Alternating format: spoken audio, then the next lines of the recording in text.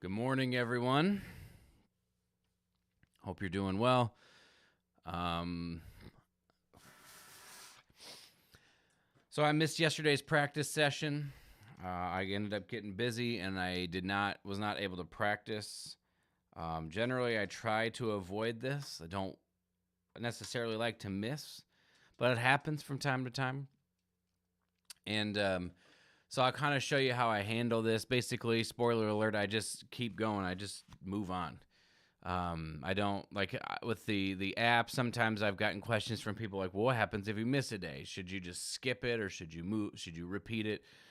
You just sort of pick back up where you left off. To me, that's one of the valuable things about having this kind of programming is you just, oh, okay, well, I'll just pick up where I left off. So first, we got to do the Chicowicz flow studies.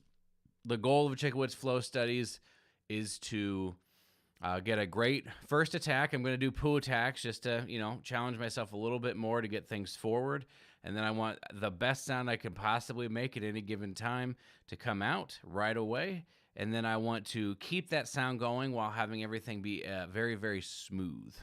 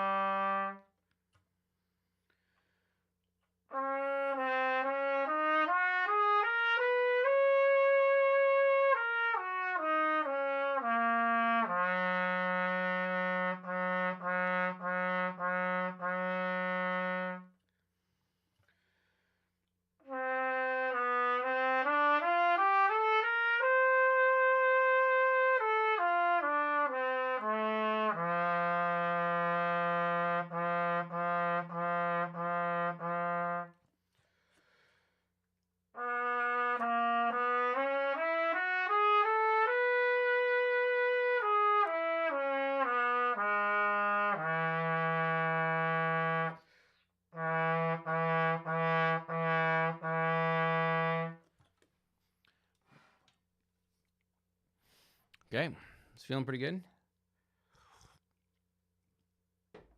I had the day off yesterday, like I mentioned, so figured it would feel pretty good.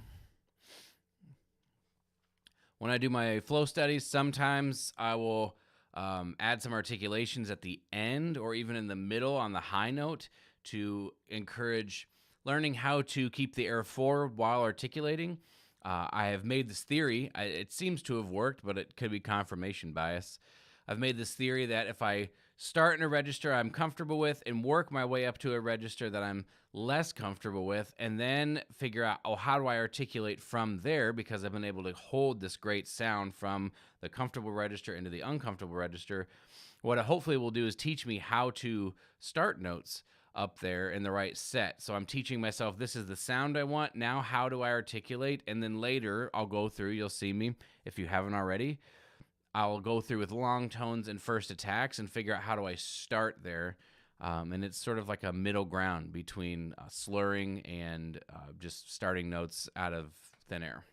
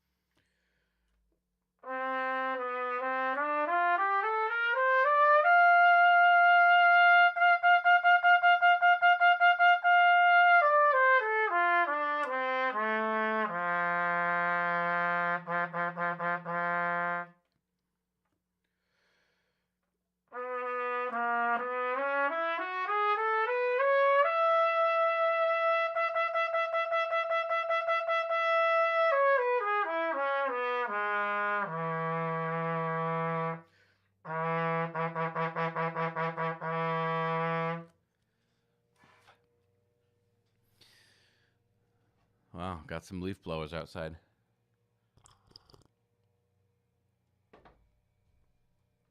Okay, that feels pretty good.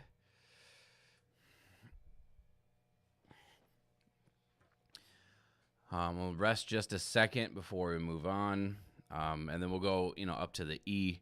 Hopefully this will all feel good, but it's kind of interesting to me. In the last couple of practice sessions I've done, I can get up to an E fairly comfortably in this sort of opening part of my practice session. But then when I practice a whole bunch of other stuff, and then I try to come back to it later in the Clark studies, Clark 5, it seems like there's no available slot for it, so it's kind of weird.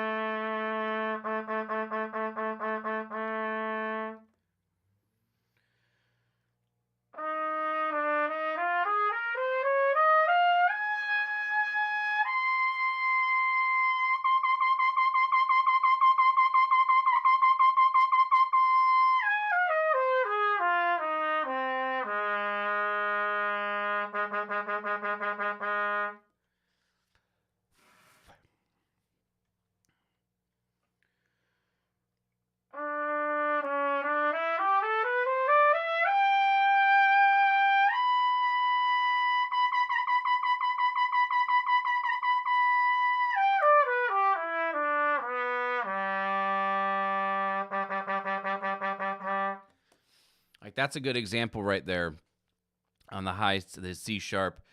I didn't, when I started to articulate, I didn't follow through, so I missed the first few of them. And it's kind of funny. It's as good as I generally feel if I let go of that kind of focus, where I'm thinking, if I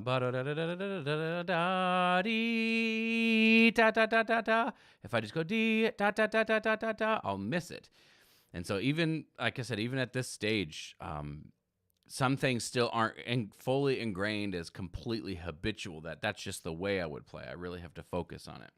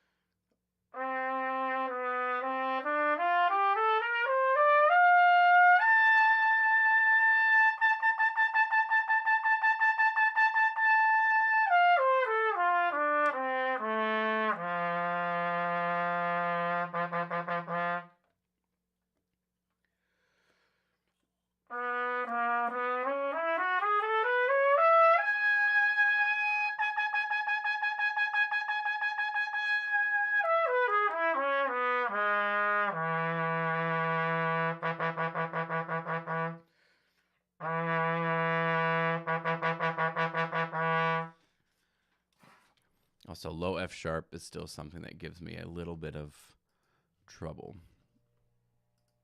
on this instrument. Okay, so June fundamentals. So this is what I was supposed to do yesterday. And so I'm not going to skip it. I'll just do it today. So we're going to set my metronome for, well, it looks like 72.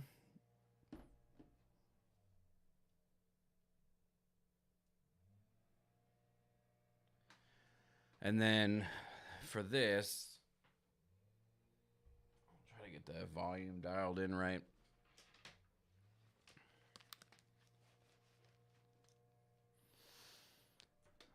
For this, I was using this tuning drone. Turn this down just a little bit. And I'm using trumpet on a major 10th. I don't know why. I just think it sounds better.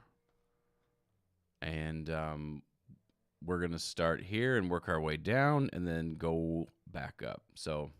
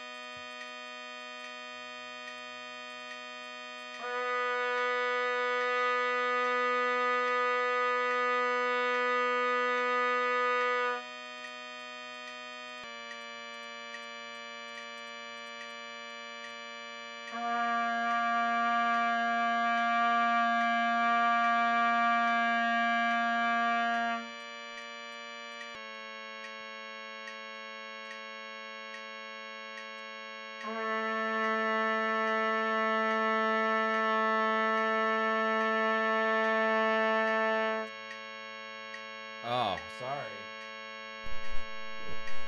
This whole time I didn't have my other microphone on.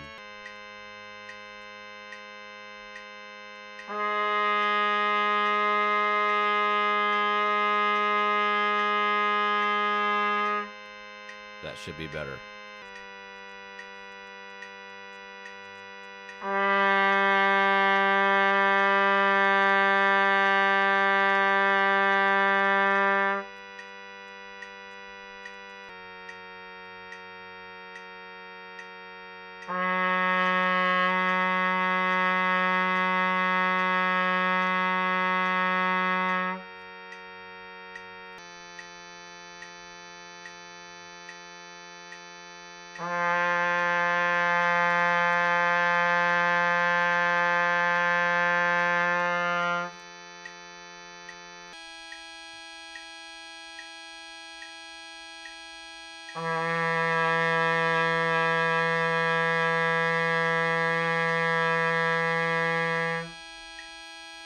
Yeah, like this exercise is crazy for me because it really feels like when I'm playing it in tune, there's this openness to the sound. When I play with this third, and the third is going, and then I play my note, when it's in tune, it feels like there's this openness, like there's no beats, you know? Like that's how we tell if we're out of tune with other people, is if you play something and it kind of, you hear this this beating or this shakiness.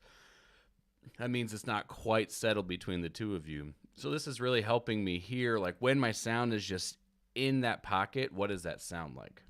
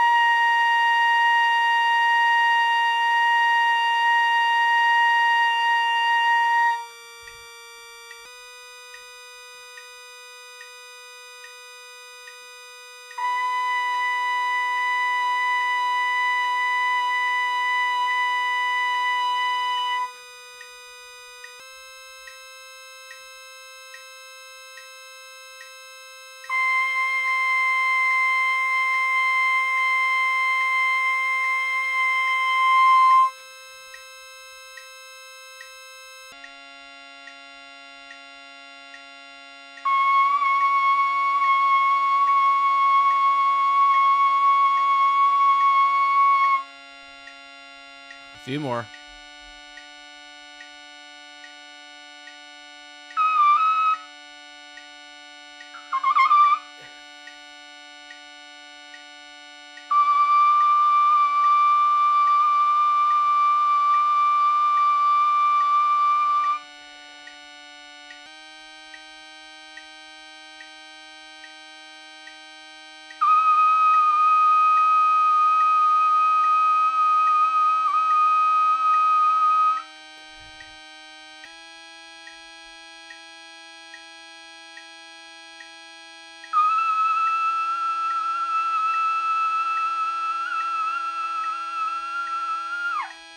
All right, that's good.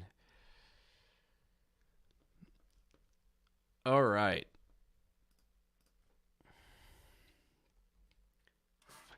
That was exciting.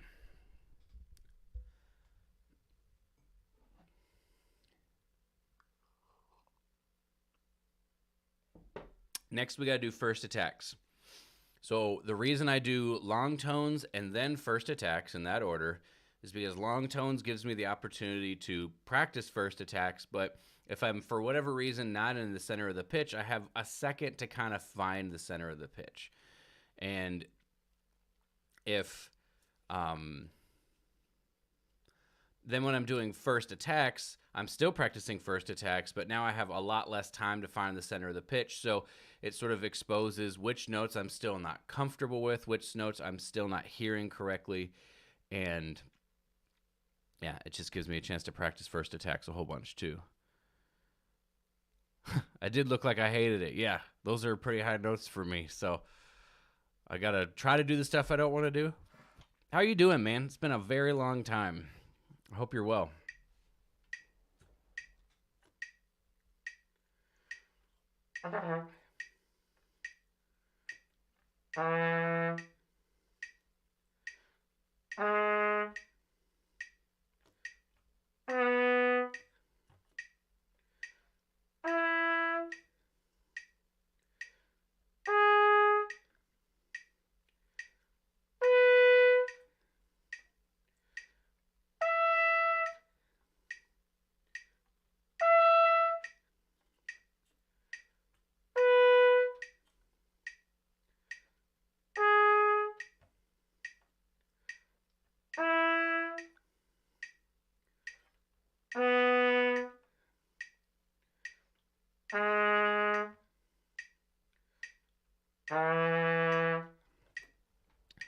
Yeah, I'm doing great, man. Just trying little bit by little bit to figure out how to share the things I care about. It's harder than I thought it would be to explain some of the things that like I said, that I care about. Our job with the orchestra, especially in May and in April and in May, we picked back up a lot. So it's harder for me to do this kind of stuff, but I guess it's a good thing that we were picking back up.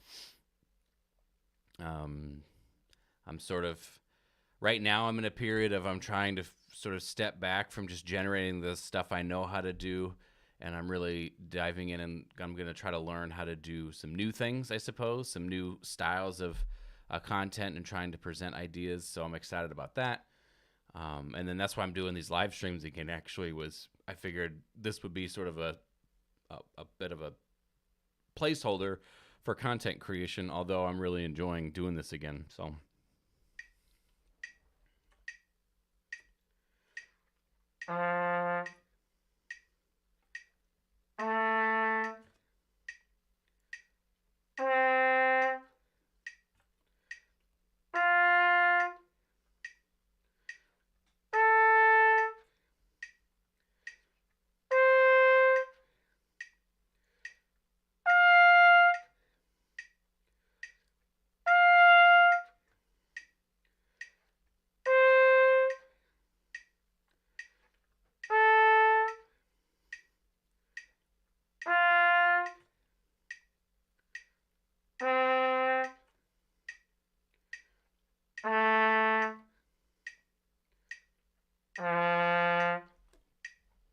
You know, I've thought about that a few times, actually.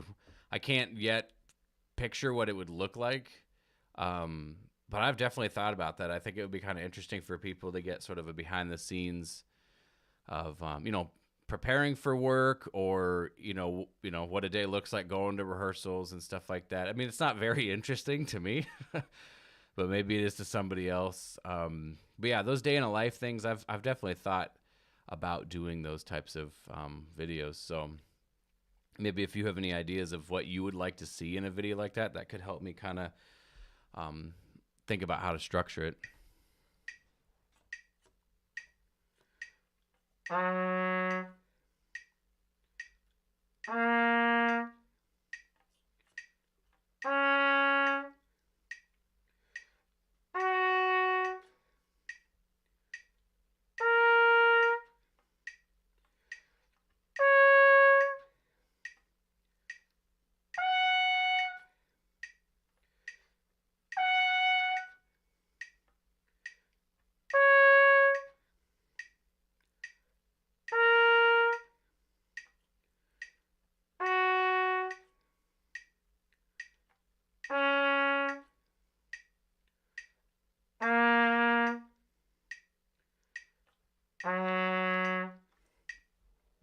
Yeah, that one was really fun to do. I almost was thinking, do you know who Mark Rober is? He's the guy he used to work for NASA and now he's full-time YouTuber. His whole channel just seems to be what would happen if we did X idea. Like, what would happen if we made a squirrel run an obstacle course, or what would happen if we made the biggest Nerf gun ever, right? So I started thinking in those terms, like, what's some sort of like musical science experiment that we could do? And that was that. Like, well, how far away would you have to go? And then the weightlifting video was kind of just like, let's combine these two things and see what happens. So I actually agree with you. I have a desire to move in that kind of direction with my YouTube channel, just trying to have a little bit more fun and do stuff like that. And then maybe not producing as many YouTube videos on that channel, just saying, okay, I'll think of some sort of idea, I'll make that thing, and maybe we'll get one or maybe two per month. Like Mark Rober does one per month, and he just goes all out on it. So, yeah, I'm with you. I kind of want to do that kind of stuff more often, because I think it just has, not that I care more, deeply, but I think it does have a wider appeal than here's how you practice the trumpet. And obviously those here's how you practice the trumpet videos have some value to me, because hopefully it develops some trust with my audience, that I can share some ideas that help them. But you're totally right.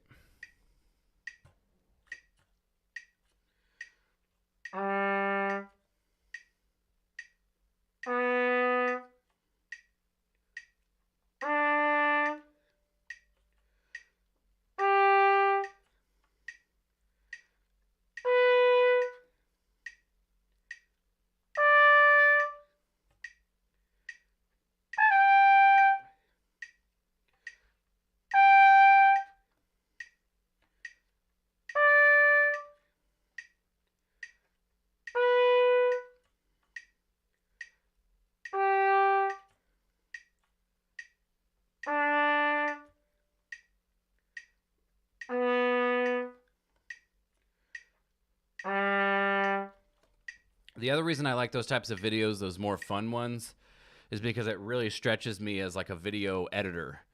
Trying to take all this footage and edit it into something that's actually someone might watch the whole thing. How do I keep people's attention? It really stretches me that way, and I'm interested in growing that way as well, because maybe someday someone will hire me to do that.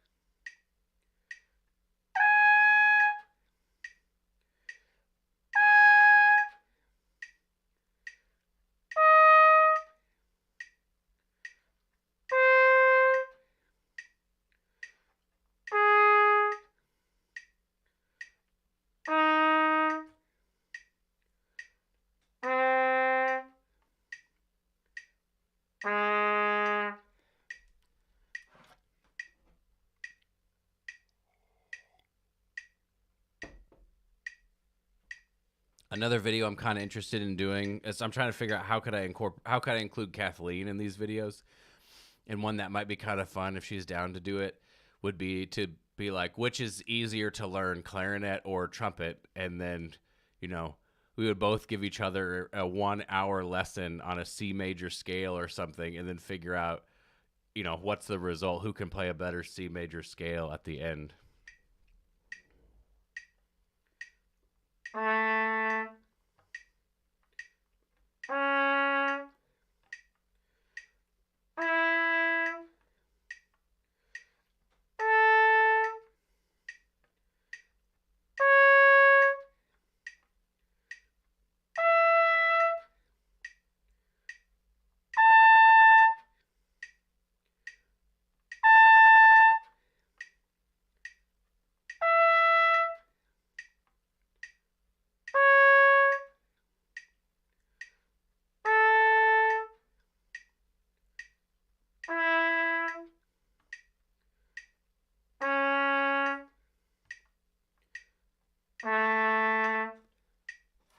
All right, I got one more of these, and then we're going to move on.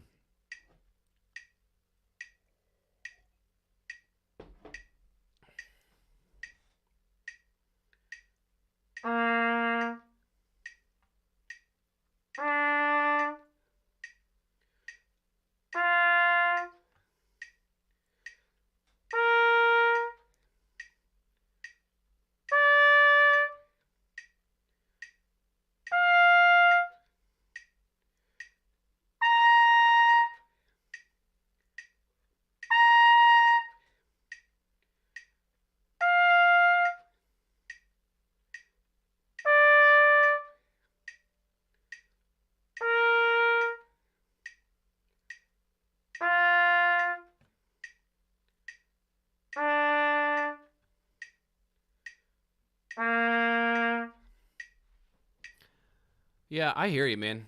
I get it.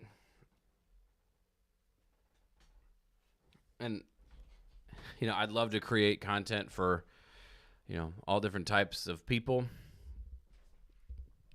It's just hard to do. All right, so... Oh, I'm going to do this over here. So open recent June recordings, close, don't save.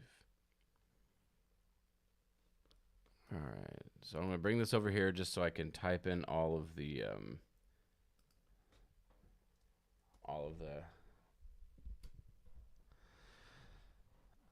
Thanks, dude. I mean, I put a lot of effort into it. I see like the direction content seems to be going in, where it's like on an iPhone and it's sort of more like behind the scenes type thing. And I mean, it can be engaging. I watch it, but I definitely try to put a lot of effort into, the best effort I know how, at least. Obviously, like, there's so much for me to learn. And when you watch a video of like, Mr. Beast or like a Mark Rober or someone who's really understands like how to edit something and how to film something, so it's just constantly entertaining. Yeah, it's something I can aspire to keep moving closer to, but I appreciate the kind words, because I do put a lot of effort into it.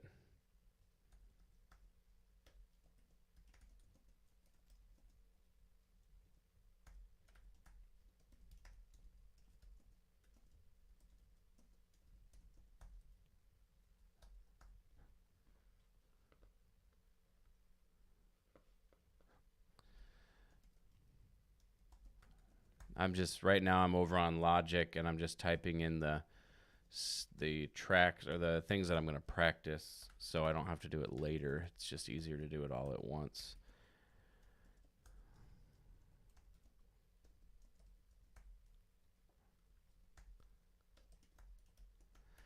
So what's up with you? Are you I mean, I haven't really kept up, obviously. I know last time I talked to you, you were, I think, looking at a different job maybe. But it's been long enough that Yeah, I can't even remember really the last. I probably the last time I streamed. I mean, I've been really bad about keeping up with you and how things are going.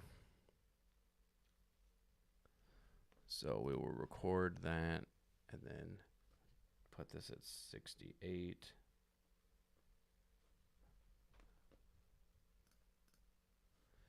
And then 21, number 19.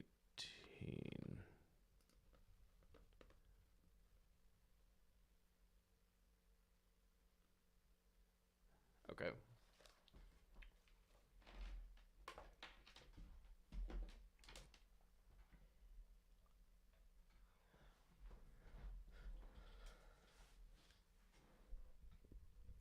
I totally agree, man. It's hard for me because we always got to go visit other families and stuff like that, and we only have a limited amount of money, and so that seems to get priority. But I agree, I miss those trips so much. All right, so the goal of this exercise is to just really support on the note before the leap or before the octave, so that everything sounds nice and smooth.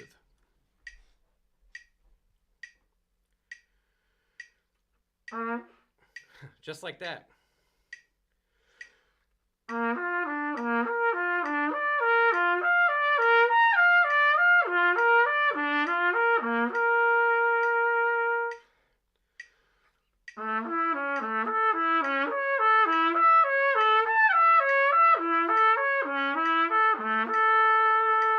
I feel like this is the wrong one.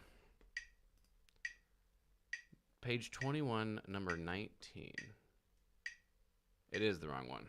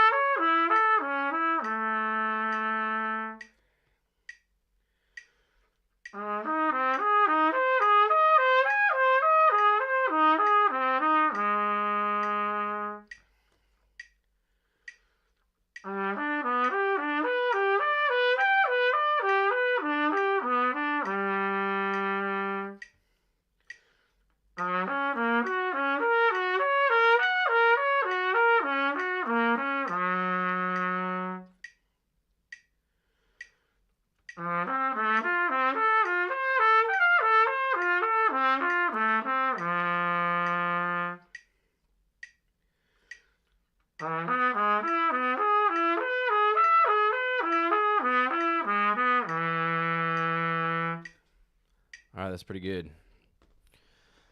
Yeah, I mean, I'm interested in at least starting a conversation, We can figure out what it looks like. I mean, that idea sounds awesome to me because then it seems like it's fair and even, obviously. It's hard to, I mean, when you both lived in Colorado, Josh and I could just drive over. That was super easy. Everyone's a little bit more far spread out, but maybe we could start a text chain or, something, a Facebook group thing like that. I'm happy to do it. I'm going to keep practicing, and then, I could do it after. All right, so this one goes into the upper register. It's one of the challenging ones.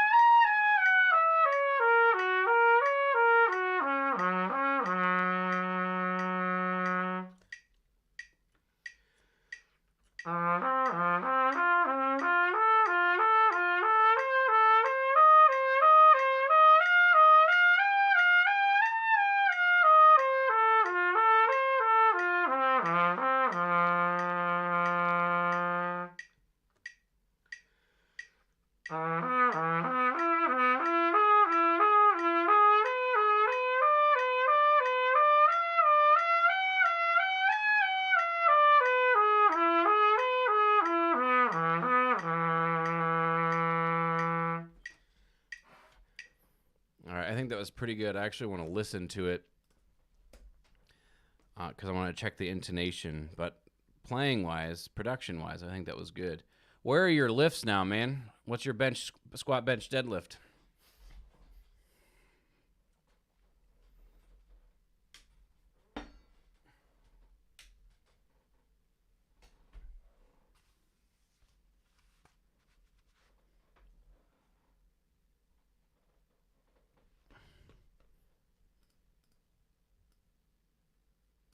Also, I hope you like my... I finally got myself a capture card. I finally got myself a nice camera. So we're not... I don't think we're in 4K right now, but I can make it.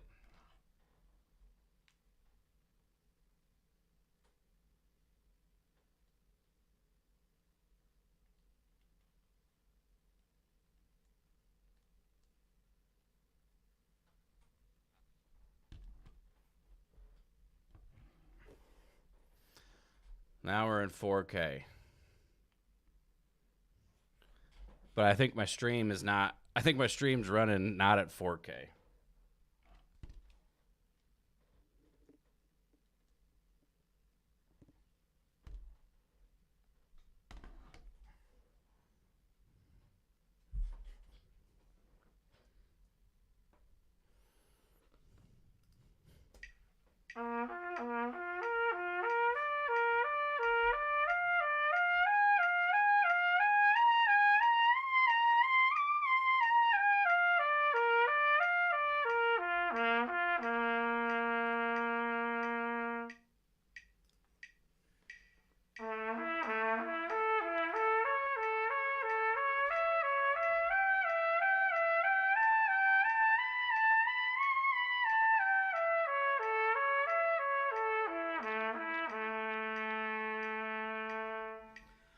When I'm checking for intonation, I usually add reverb so I can hear the relationship a little bit better.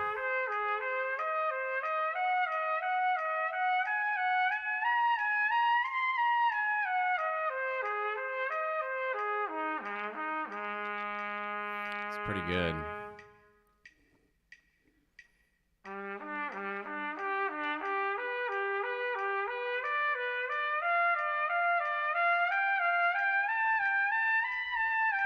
I'm going to check this A flat and then we'll move on.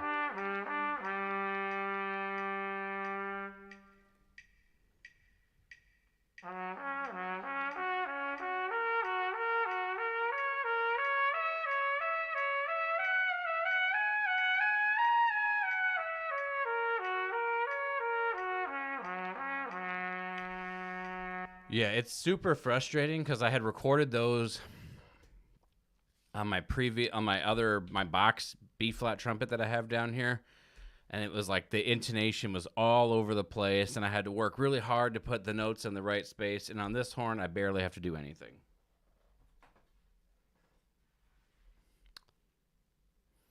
All right, record. All right, time for Clark 4. Where is it?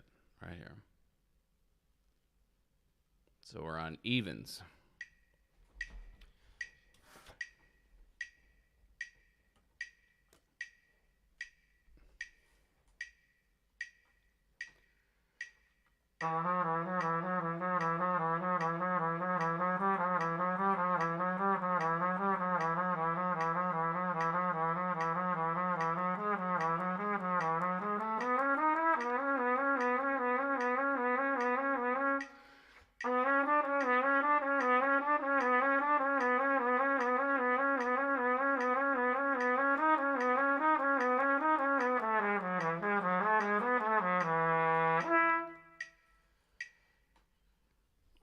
Do I think I'd be in the same position?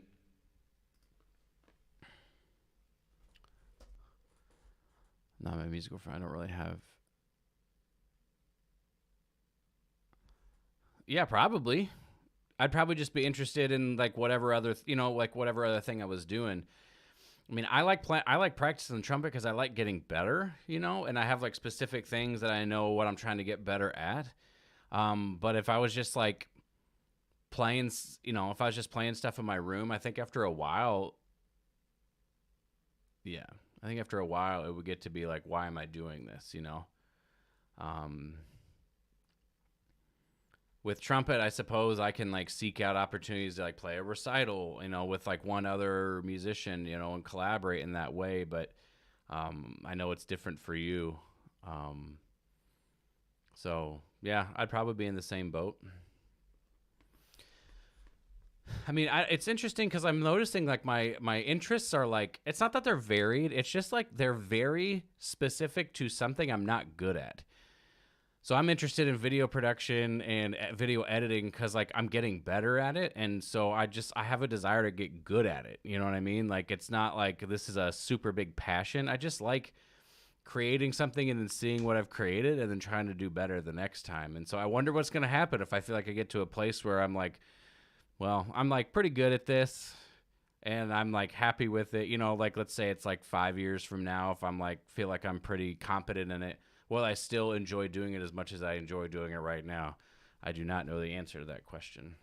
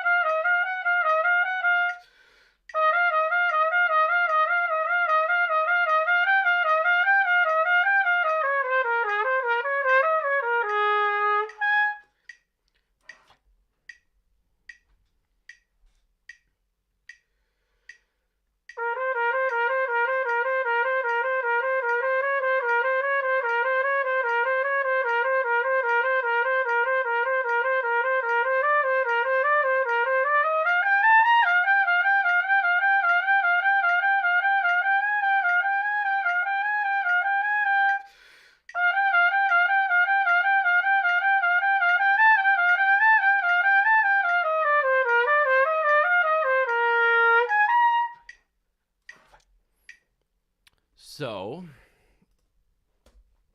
you may be asking yourself, Ryan, why are you playing that so slowly? Well, let me tell you why. I am playing that so slowly. Obviously I'm not struggling at all, really, to play this. And it's part of my practice philosophy in general, right? What I want more than anything is to be able to play the trumpet at a high level. That's what I care about more than anything. So if I spend all my time in the practice room sounding bad and struggling, that's how it's going to be all of the time. So I'm trying to, I do eventually want to push some of my limits with my finger coordination and my ability to connect air, but I'm trying to set up some good habits now in this first week or the first 2 weeks of this program. So when I get to the faster tempos, I have some sort of healthy thing to fall back on. I just believe in this so deeply. It's something I didn't used to do. I used to just say, I'm going to go right to the part where I'm challenged.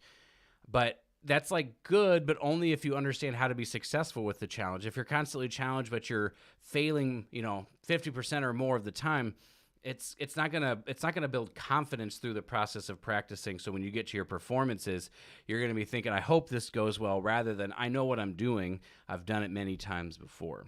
So that's kind of my philosophy of why I'm playing these Clark studies so slowly right now. They will go faster eventually.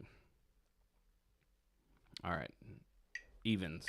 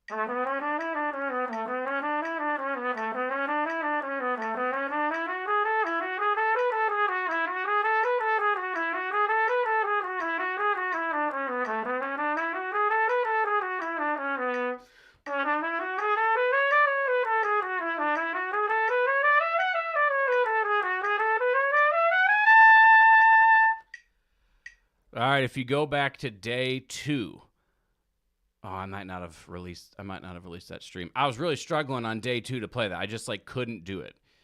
And it was the fastest repetition of the week. This is the slowest repetition of the week. And so I think that's right. Yeah. And so it's just an interesting thing because I didn't spend any time on day 2 working these issues out whatsoever. I just noted it and I was like, okay, I'm struggling here. When the slow tempos show up, really, really, really, really, really focus so that I can, ingrain some good proper patterns. I know what a B major scale is. It's just getting used to it.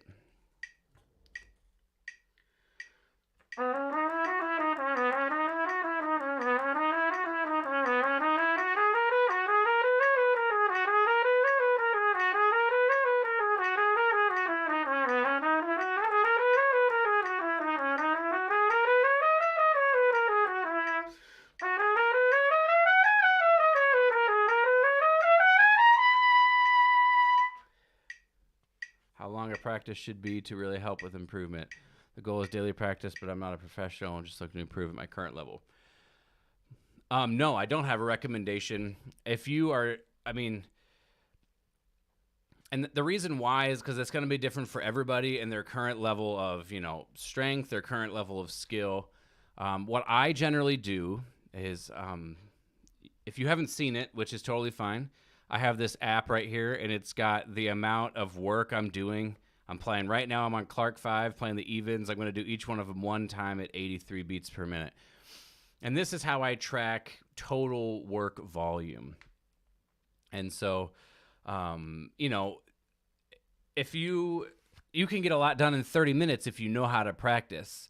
If you have a ton of stuff to practice, an hour and a half can be enough. But some people will start talking about getting into 3 and 4 hours, and it's fine. If they feel like they're being productive, that's great. But sometimes I would question whether or not someone's actually being productive for 4 hours. And so if I were you, what I would do is I would start with like 30 minutes and say, can I practice in such a way where I feel like I can get something done in 30 minutes?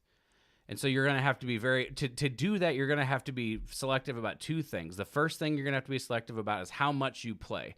And because of that, you're going to have to say, well, if I only have 30 minutes to play, I'm going to have to choose things that I'm really not great at and work on those things. I don't really have any time to waste. And the other thing is I can't necessarily spend all of my time on one thing because I have to get to these other things.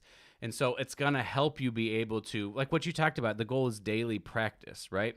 And so you're trying to say, basically, if I'm going to be coming back to this day after day after day, I don't actually have to solve all of my problems in one day. I can solve 3% of the problem today, 3% of the problem tomorrow. And that's kind of what I was speaking to with this exercise right here, this B major exercise right here. I was struggling with that 4 days ago when I was practicing it.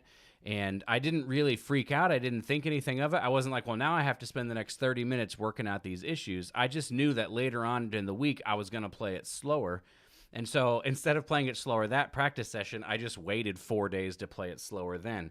Now, there's a few reasons why, and if you want to know why, I can get into that. I'm going to keep rolling, and let me know if you're interested in why I would defer it those 4 days versus just going through it. If that didn't fully answer your question, continue to ask questions, and I'll try to help, be that much more specific. Did I stop this recording? No.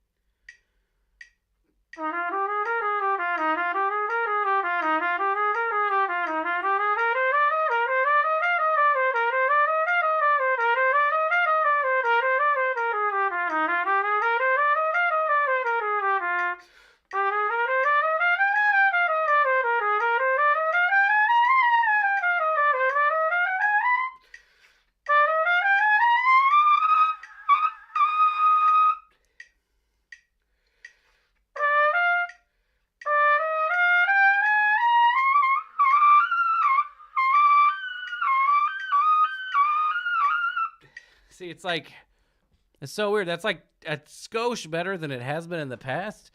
But for whatever reason, those notes will not come out in that context. I can play those notes just fine, sort of in my warm-up, but it will not come out. So it's like, am I going to worry about that? Not at all. Because that's just not something that I need to be able to do. So this is just me trying to push my limits and test myself and, get up there and see what happens. So what we're going to be checking is when I compare this against week 4, is it better? That's what I care about. All right. Sox a 55.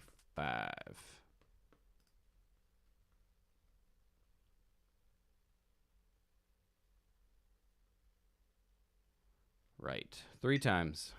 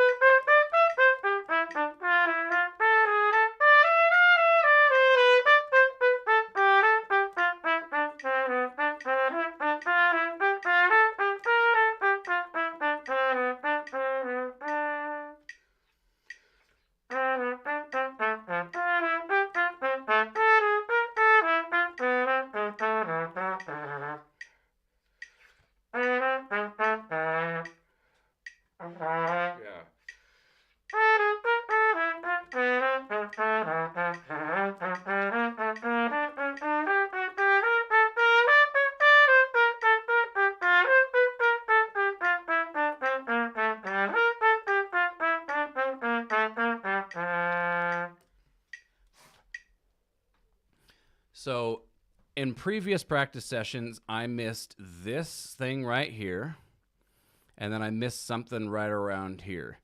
Now, interestingly, again, this is another example of I did not go back then and fix it. I made a mental note of it, and then when I come back to these really slow repetitions, I'm really focused on, okay, what do we got to do? Now, I had actually fixed it previously, and then I remembered the fix. So basically, from now on, I have the opportunity to focus on that fix every single time I come to it and imprint it as exactly the way I want to do things.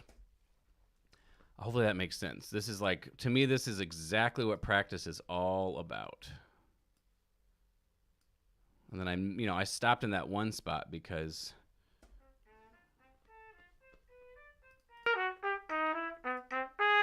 checking some intonation here.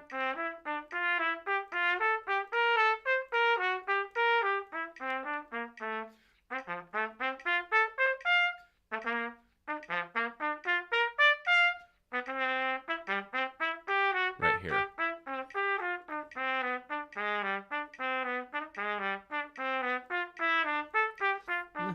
It seems okay. I'm going to get into the center of the pitch a little bit more, but it seems okay. Yeah, no problem, trumpet guy. Favorite practice method book that isn't common. Yeah, I'm a big fan of the Paudert, Paudert.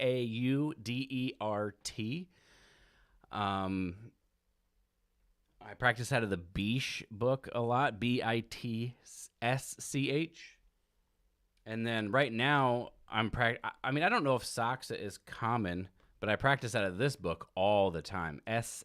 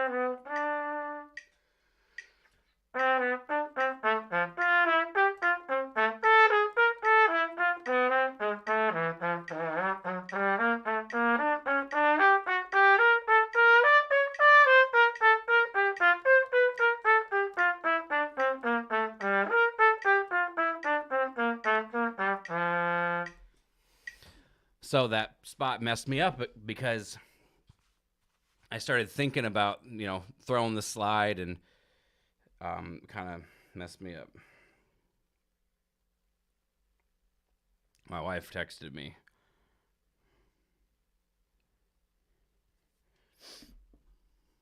All right, one more time through. I'm gonna do like a little bit of I'm gonna slow it down on this measure right here and just kind of work out the coordination here, and then I'm gonna go through it.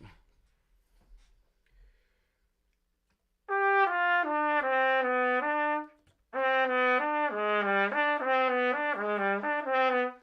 kind of don't even need to move the slide that much.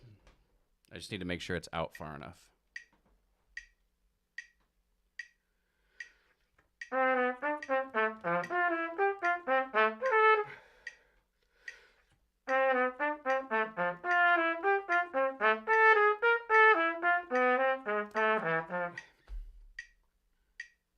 Sorry, that's a focus thing.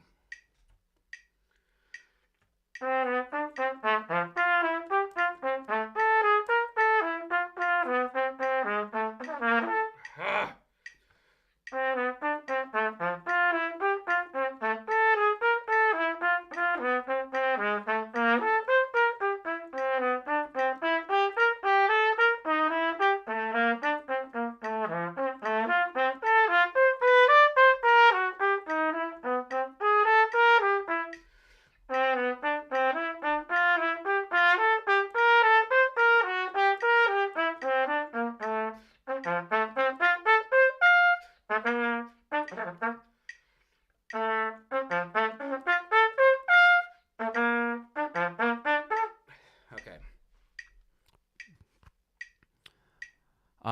Hey Alexis, I'm gonna take a pause there. I'm gonna do that whole thing again because I just felt like I was playing terribly, and I'm gonna use Alexis's question as an excuse to stop.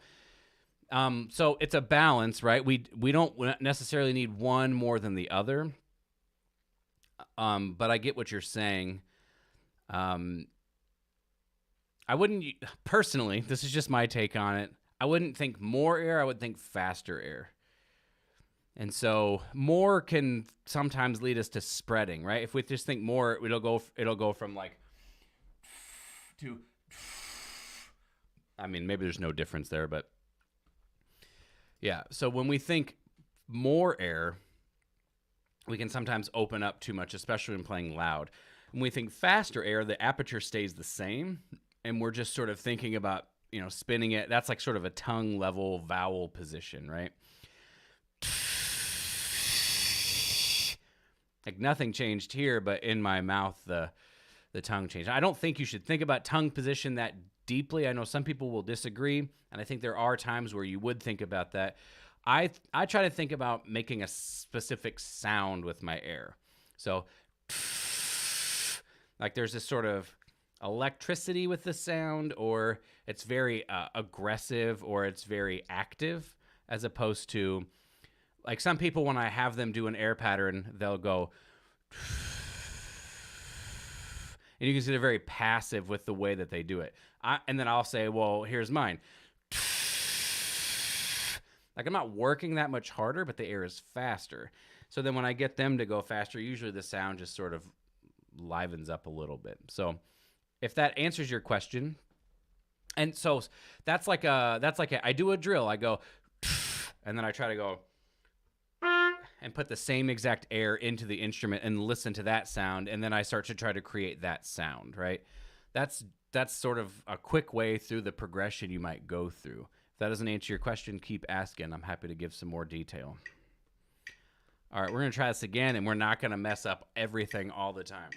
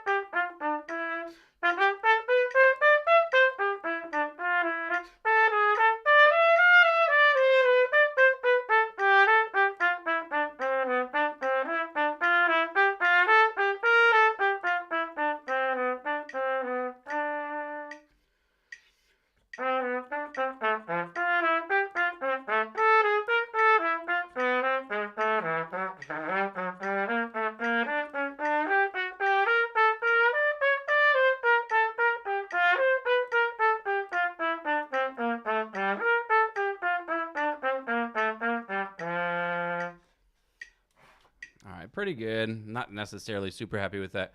Also, Alexis, if you're still here, you can call me Ryan. I appreciate your formality, but it's not necessary. So I think this will be my fast repetition of Saxa 73. I love this one. For some reason, I really, really love this Saxa.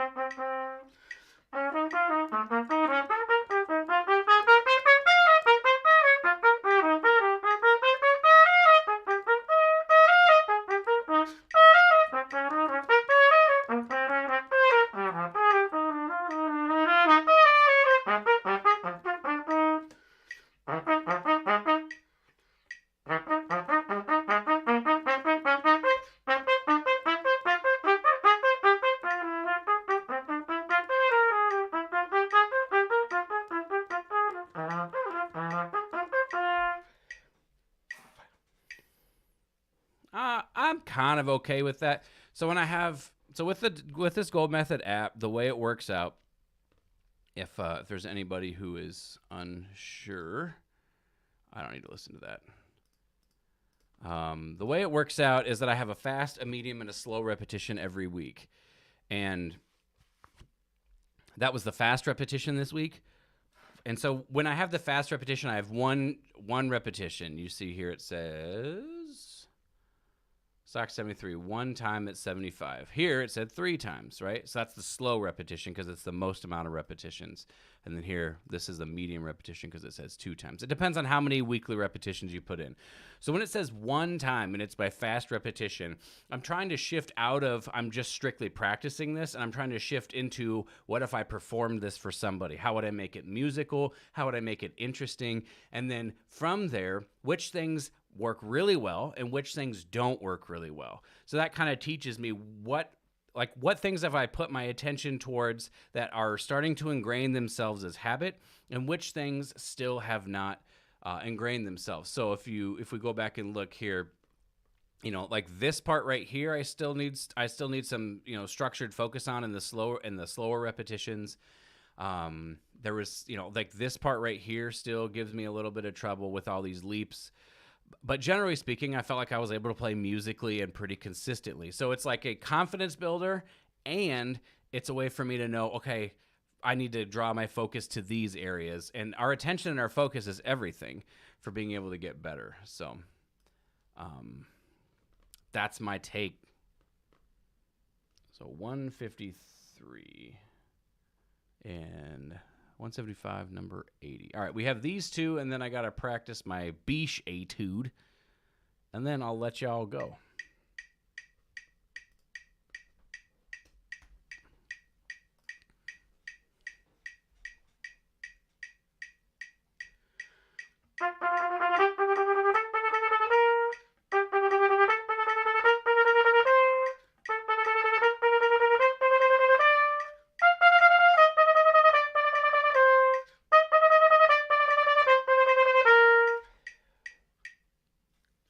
Simple.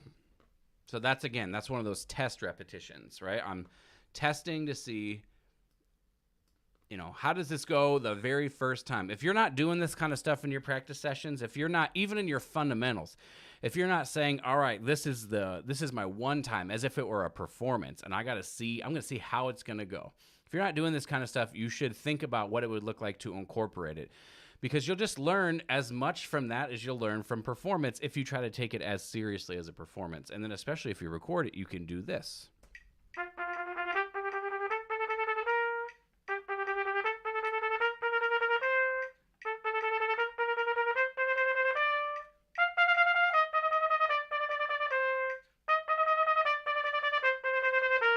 And you can hear it back, and you can say, okay, generally, that's what I want it to be. It's not quite perfect. I'm trying to get this like really long. I got it on some of it, but I'm trying to get this long but clear double tonguing. And it's evading me right now. All right, so number 88. Okay. Is that right? Did I put the right tempo on it? No, that's not right. 120.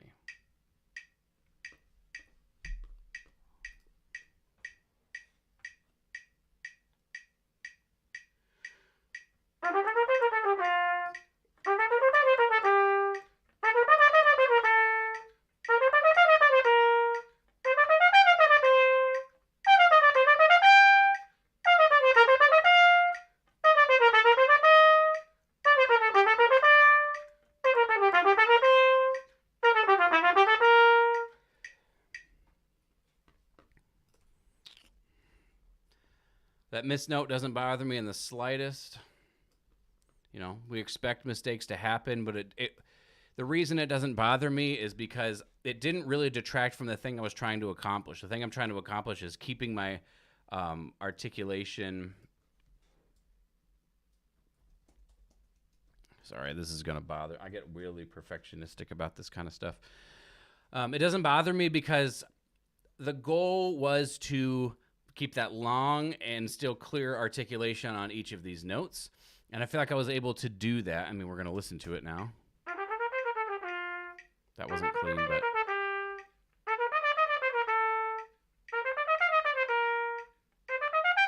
like, these are good.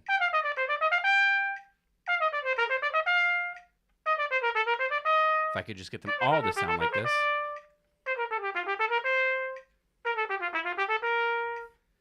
Yeah, like I'm good with that.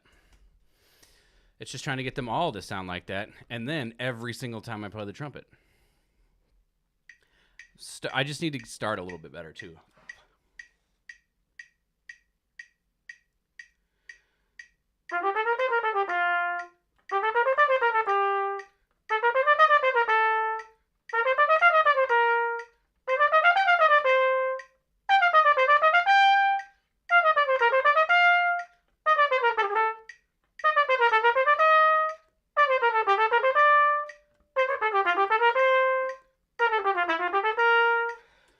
It's so funny to me. I love streaming and I'm really enjoying chatting with people, but when I'm in the middle of a exercise and then I see a chat pop up, I'm like, oh, what did they say? But I'm still also practicing. I would say I have two favorite solos that I enjoy. Well, ooh. Yeah, I have a few favorite solos. I really enjoy playing the Birma and the Peskin concertos.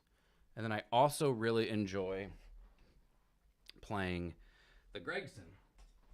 I'm actually playing the Gregson with our orchestra next year on a masterworks. I'm pretty pumped about that because, so we hit complete week, and look at that, week 2. We've completed 1 week of 4 total.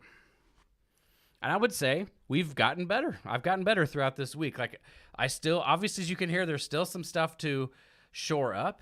But like I said, I'm not necessarily looking for, can I play these exercises, but can I demonstrate that I have mastered or I'm proficient at a particular skill through this exercise?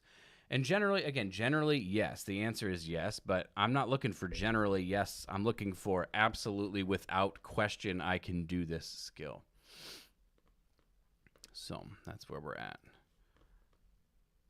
Okay, so we want to open recent, Beach 18, close. And then my etudes, yeah, I've grown to enjoy the Beach etudes a little bit, even though they're very difficult. Probably my favorite etudes to play are the Poder etudes, though. For whatever reason, I really, really like those.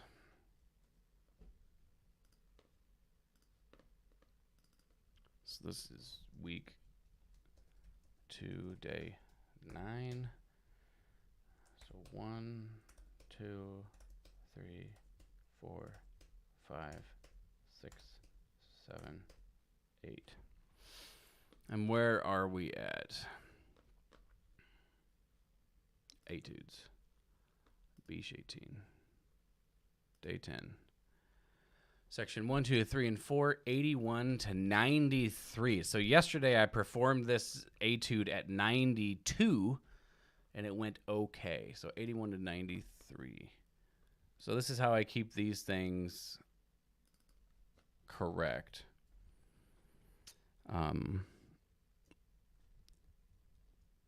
Day 10, section 1, repetition 1, 81. Day 10, section 2, repetition 4, 93. So for those that don't know, I will record the first and the fourth repetition of everything I do here. And that is the first repetition will teach me where I need to draw my focus for the next, the other 3 repetitions that I'm doing. And then recording the fourth repetition will teach me, or will show me whether or not I've made some improvement or not. So that way I can leave my practice session feeling like, well, I may not be perfect, I may not have figured all of it out, but I can hear I made some improvement, and that is something worth celebrating. Because if I can just keep making improvement forever, I'll get there eventually.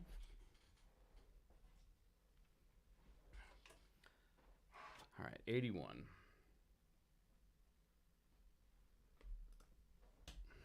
So boom, and then we come back to here, and then these, and then these.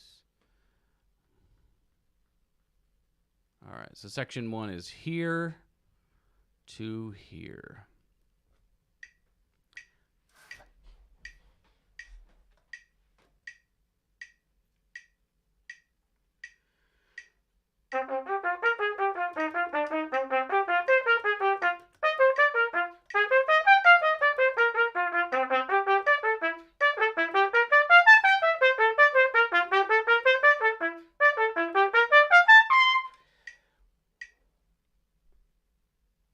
Ha! Oop, turn this back this way just a little bit. Sorry for the celebration there, but that was a good run. That was a good run of that.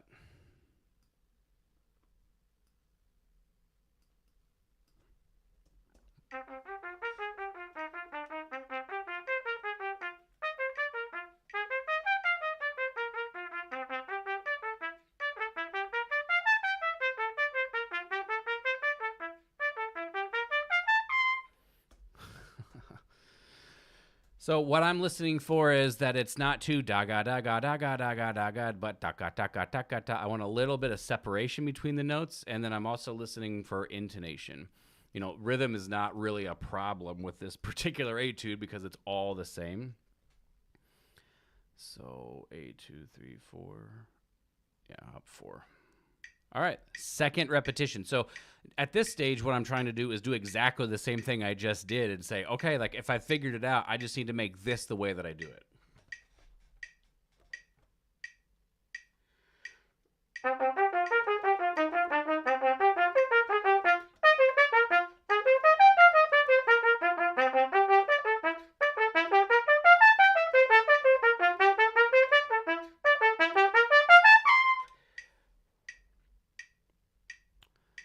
Sometimes I wish that the fundamentals matter more to me than the etude right now, because when it comes time to record the etude, I will put it earlier in my session so I'm not kind of beat up from doing the entire routine. So I'm not too worried about this high C one way or another, because I know I can play a high C. So.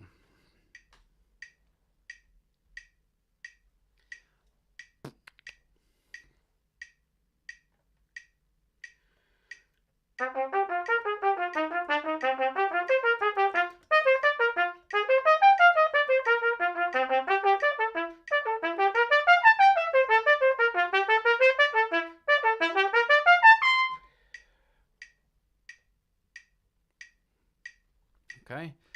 And so again, now we're not necessarily listening for did I make as much progress, sorry. We're not listening for did I make progress so much as we are listening for is it what we did before? Is it the same as the previous repetition?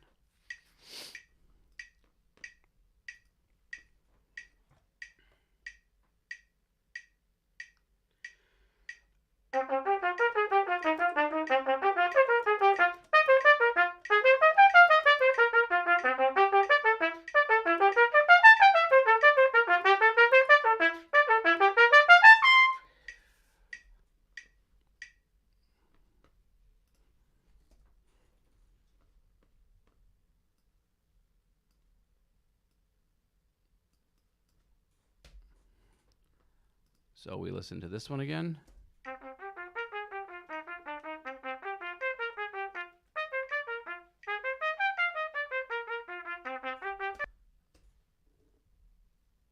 And then listen to this one.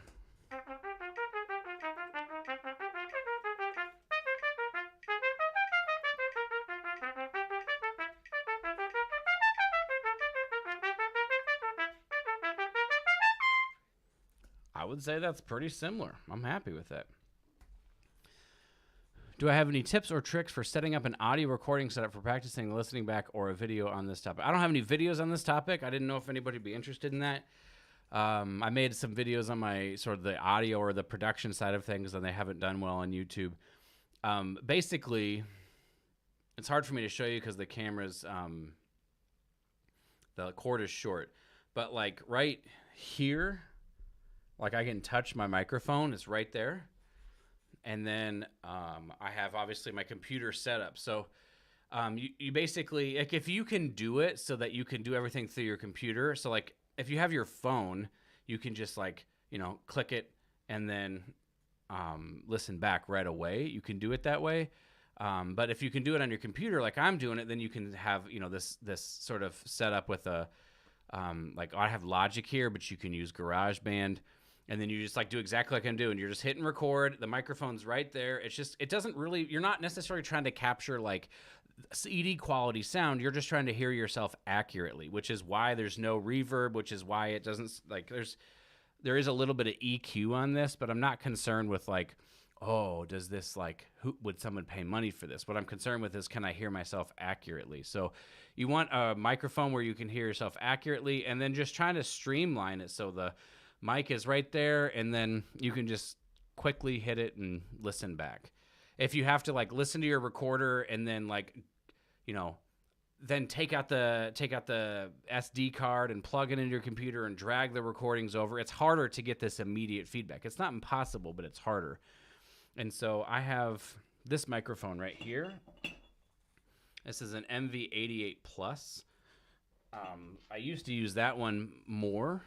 And you could use that, and then you would download an app that you could, save recordings on there, and that would be a really easy way, as long as you had a way to play back, quickly. So, does that answer your question? I don't know. Section 2. Here to there.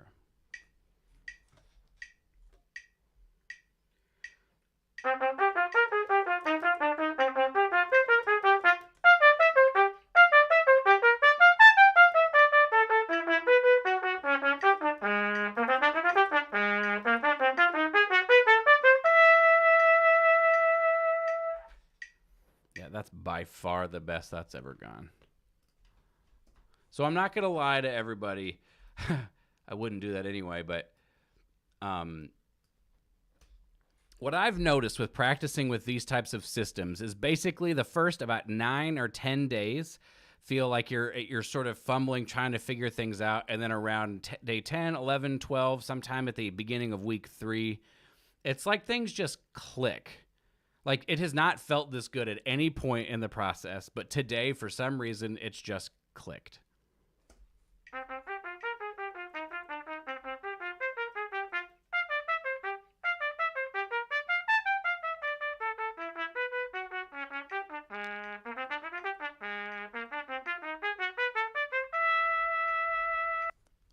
Like I don't feel like I'm doing anything different than what I was doing in previous days. Just for whatever reason, things feel better. And this is kind of like where I've developed this ideology that we don't necessarily have to cram and force progress, that a really good system, a really good program, a really good process that we're following, I think does solve a lot of the problems that we encounter. We just need to do it long enough, right? So instead of thinking, well, if I can't do this today, I have to really hammer it out. It's like you just do a little bit of the work today, and then you do a little bit of the work tomorrow. Because with music performance, it's not like weightlifting. Weightlifting, you could go on forever and ever and ever lifting more and more and more weight. With music performance, there's generally like an end point.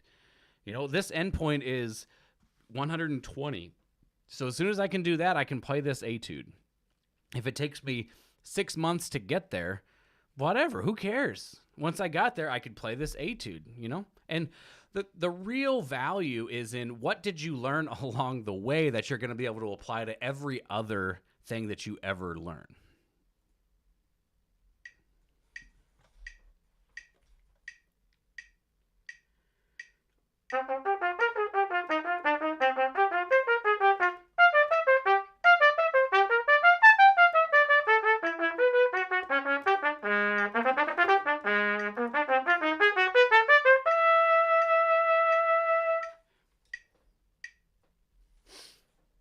That felt pretty good. I got to write something down real quick. Sorry.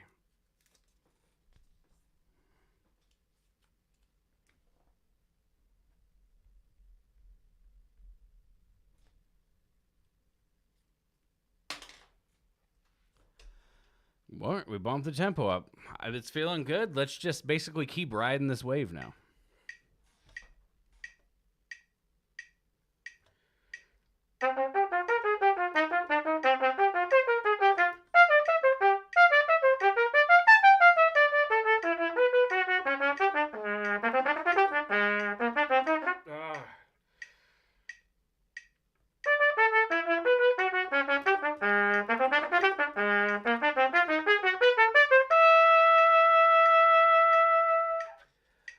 So a little bit of a hiccup there, but not bad.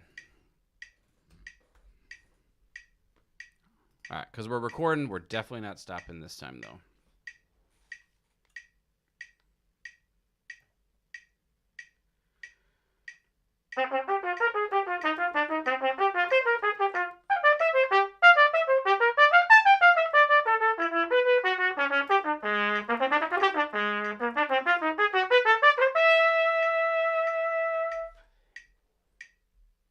So, you know, a little bit of a scrape and scuff in there, but not bad.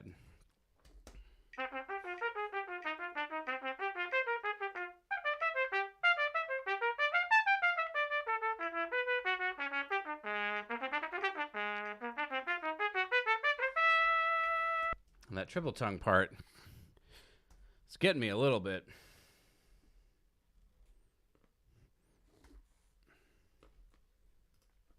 But I have a plan for that. Section 3, right here to right there.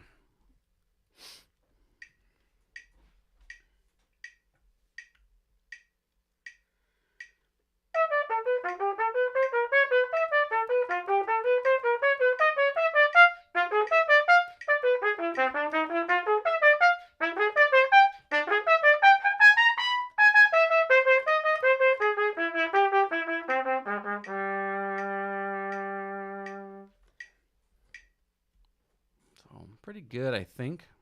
Let's go back and listen. I'm still struggling to that part right around the high B. I'm still struggling to navigate that, I think.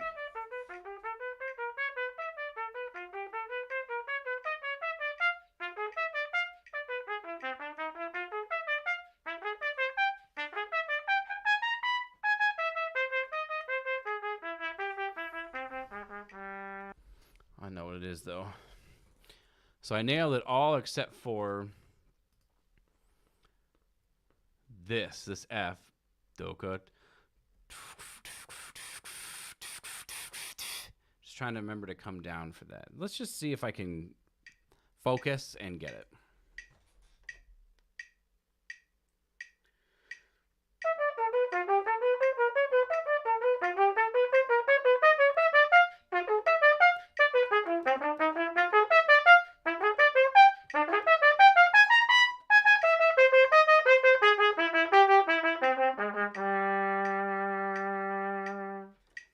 Yeah.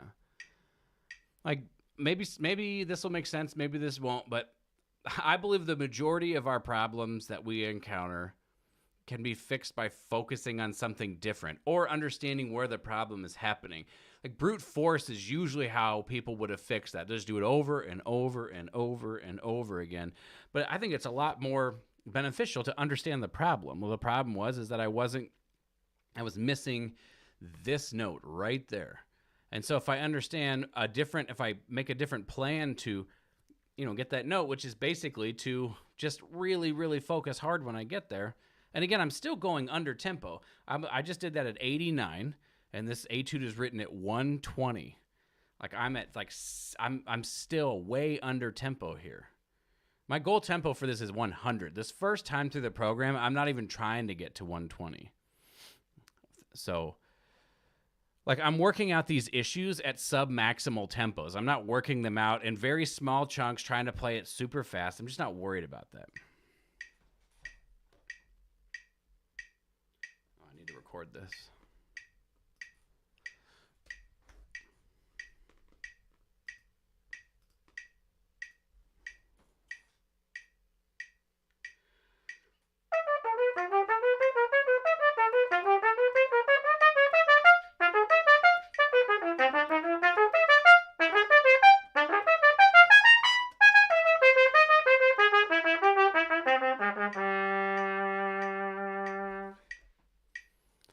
I think I also chose 100 for the goal tempo because 120 just seems like it's going to be exorbitantly fast, maybe excruciatingly fast too.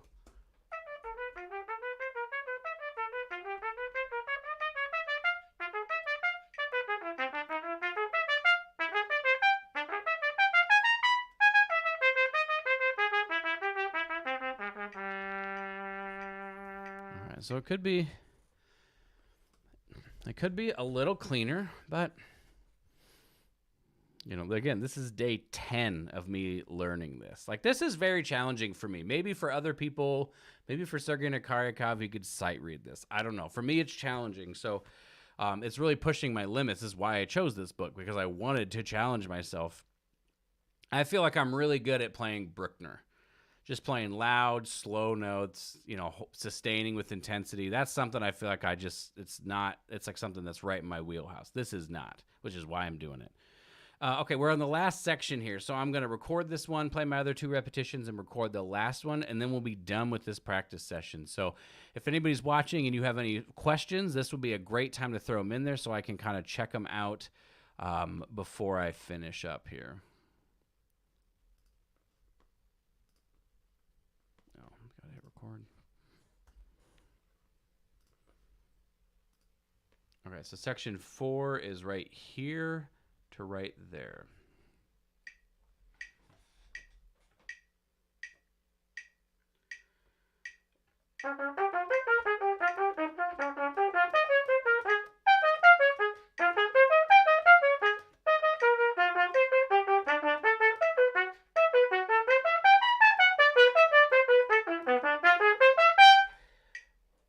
Kind of pasted that last note there, as you can see by the waveform.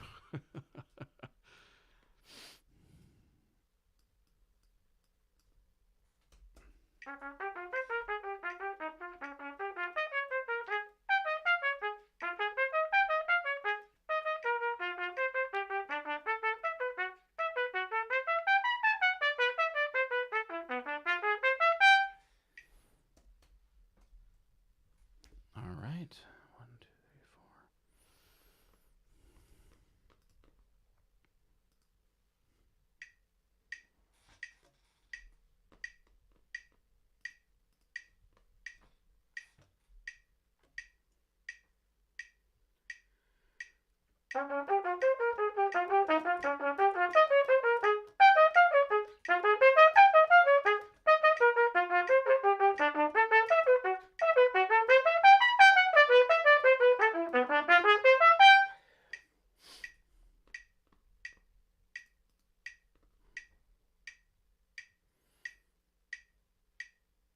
Grant, I recently have been having problems with pain while I'm playing, and I think it's from using too much pressure. How would you go about building the habit of low pressure playing? I wouldn't build the habit of low pressure playing. I would build the habit of fast air playing. This is something I was talking about earlier in the stream.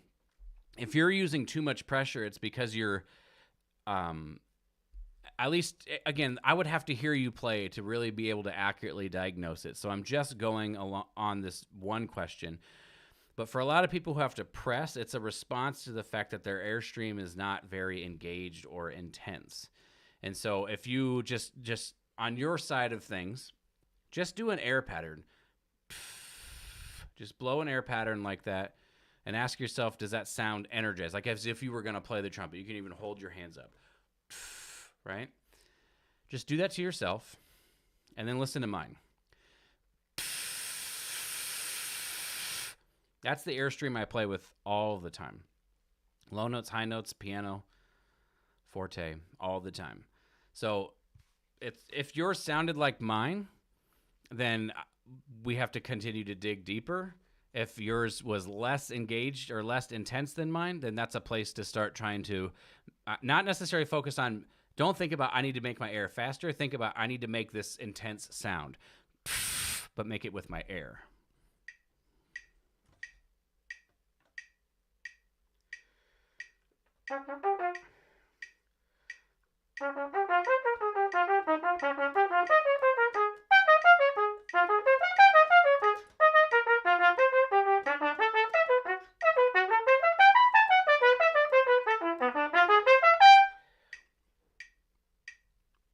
Does that make sense, Grant?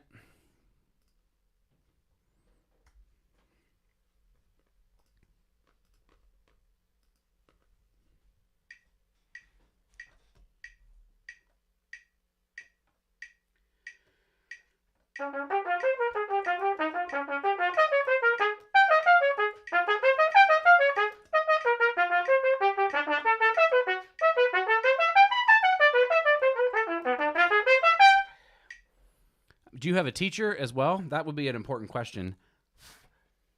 Because it could be, I mean, maybe that's the solution. And if it is, awesome.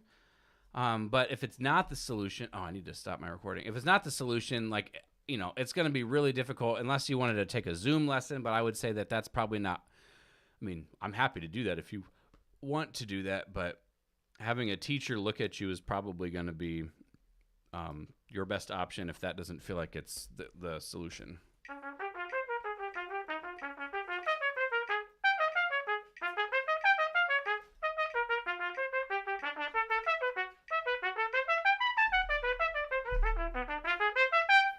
Yeah, I mean, gosh.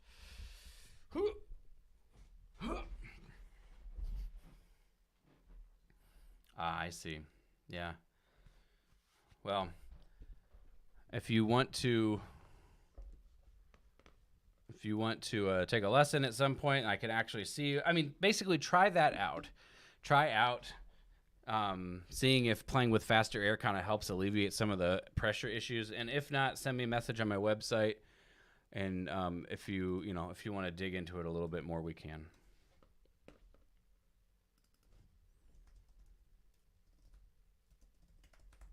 All right, so 2 more days on this program. And then basically what I'm for sure going to do is I'm going to just do the whole thing over again, for sure. Because this etude is just hard. It's just a really difficult etude for me to play. And for etudes that are like this, I don't really care about taking a month to learn something. It just doesn't bother me in the slightest. And so I basically take 2 weeks and I do my very, very, very best to learn it. It's usually an imperfect process. I'm kind of going on what I think is right. And I have pretty good instincts at this point, right? Like, I'm not saying that what I'm doing right now is bad or wrong. But when I get to the end of this process and I record myself at 100 beats per minute a few times, I'm going to get a lot better sense of what the effect of the work I did was, and I'm going to be able to make some notes about what I want it to be better, and then I'm going to go through the whole process over again, trying to instill what I learned from the first time through the process. This is what I call repeating cycles or repeating programs. And I find this to be one of the most valuable things because it's basically the process of practicing and going through these like defined time frame cycles of 2 weeks teaches me what I need to do. And so it's just incredible that I've sort of figured out, at least in my own practice, and I'm hoping to be able to share this, a way for me to commit myself to the very best I can do right now, but then have a way so that there's a sort of an end point, as if you were preparing for an audition, and then you can, observe the result of the work you did for the audition, and then you can try to do some things better next time. I'm doing that same exact process with my etudes and my fundamentals, and I've been doing it for the last 2 years. So I feel like that's why I've been able to get better and really address my weaknesses and stuff like that.